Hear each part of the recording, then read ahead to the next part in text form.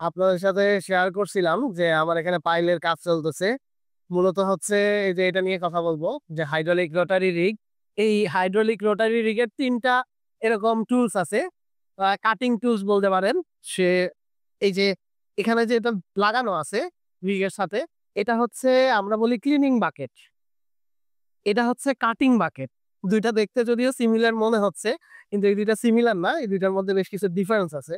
ডিফারেন্সটা হচ্ছে এটা যেহেতু কাটিং বাকেট, এই যে এটার মাথায় এরকম টিথ আছে। দেখেন কাটিং টিথ, আলাদা কাটিং টিথ। যেহেতু বোরহোলটা সে কাটিং করে, সেটার কারণে কিন্তু তার এরকম দাঁত থাকে এবং এই দাঁতগুলা এবং এর পাশ সাইড এগুলা ধীরে ধীরে ক্ষয়প্রাপ্ত হয়। ক্ষয়প্রাপ্ত হওয়ার কারণে এগুলা কিন্তু আমাদেরকে ওয়েল্ডিং করে অ্যাডজাস্ট করতে হয়। এই অ্যাডজাস্ট না করলে কিন্তু ডায়ামিটারের একটা ইস্যু থাকবে। আরেকটা ব্যাপার শেয়ার করি যে আমরা যেরকম ওই যে ওয়াশ বোরিং এর সিজেল ইউজ করেন, সিজেলের ডায়া পাইলের ডায়া থেকে কম্পারেটিভলি কম হইতে হয়। ১ ইঞ্চি ১.৫ ইঞ্চির মতো কম হইতে হয়। এই সেম কাহিনী কিন্তু আমাদের এখানেও। আমাদের এটা ধরেন যে ১২০০ ডায়ার পাইল, তো ১২০০ ডায়ার ক্ষেত্রে এটা আমরা ১১৭০-৭৫ এরকম রাখার চেষ্টা করি। কিছুটা টলারেন্স আছেই অবশ্যই।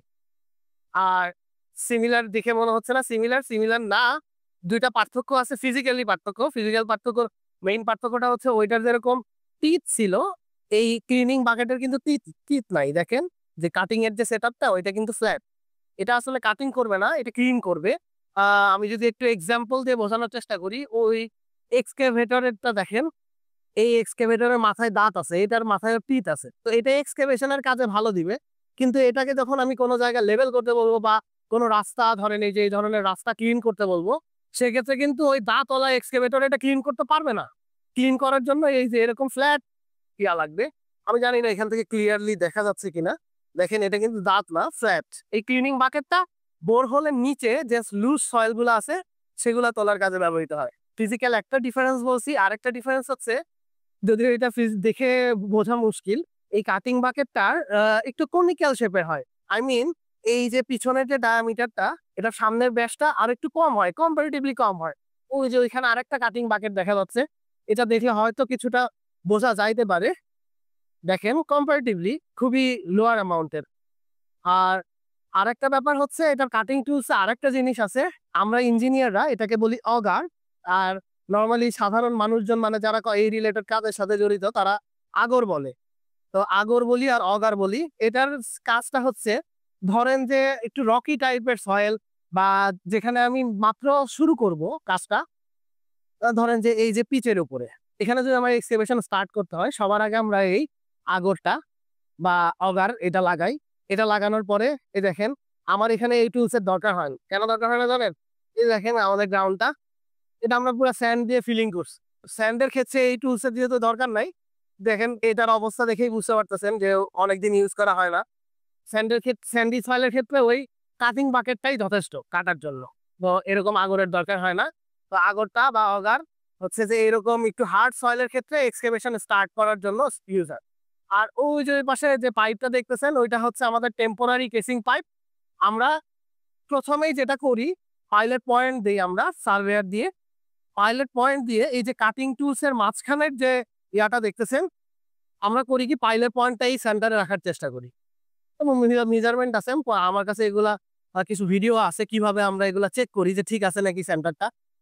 সেটা আপলোড করার চেষ্টা করব পরবর্তীতে।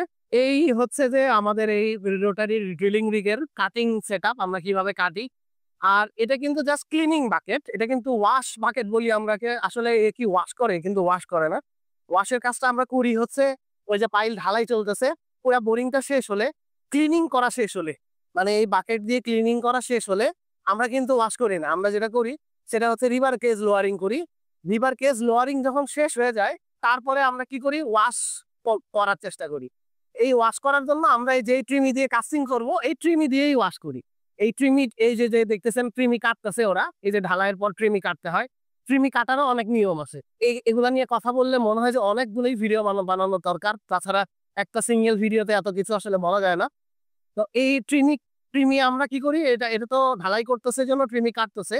আমরা আগে ট্রিমি লোয়ারিং করি। ট্রিমি লোয়ারিং করার পরে ট্রিমির মাথায় এই যে, এই যে দেখেন এরকম ছোট্ট আরেকটা ট্রিমির মতো লাগাই। এটা দিয়ে ওয়াশ করা হয় মূলত। এই ওই যে ট্যাঙ্ক গুলা দেখতেছেন ওই ট্যাঙ্ক দিয়ে আমরা এখানেও কিন্তু সার্কুলেশনের দরকার হয়। এই কাটিং যে এই রোটারি ড্রিলিং রিগ দিকেও কিন্তু সার্কুলেশনের দরকার হয়। সেই সার্কুলেশনটা আমরা করি হচ্ছে এই যে ট্রিমি পাইপের মাধ্যমে।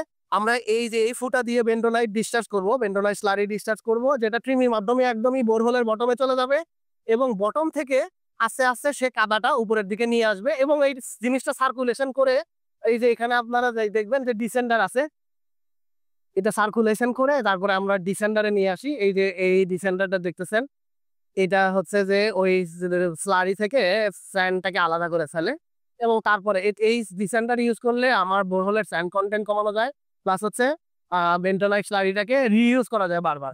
এই ছিল আজকের ভিডিও। অসংখ্য ধন্যবাদ আমার সাথে কানেক্টেড থাকার জন্য। আর আপনাদের যদি আমার এই ভিডিওসগুলি ভালো লেগে থাকে তাহলে শেয়ার করবেন। ধন্যবাদ সবাইকে। আসসালামু আলাইকুম।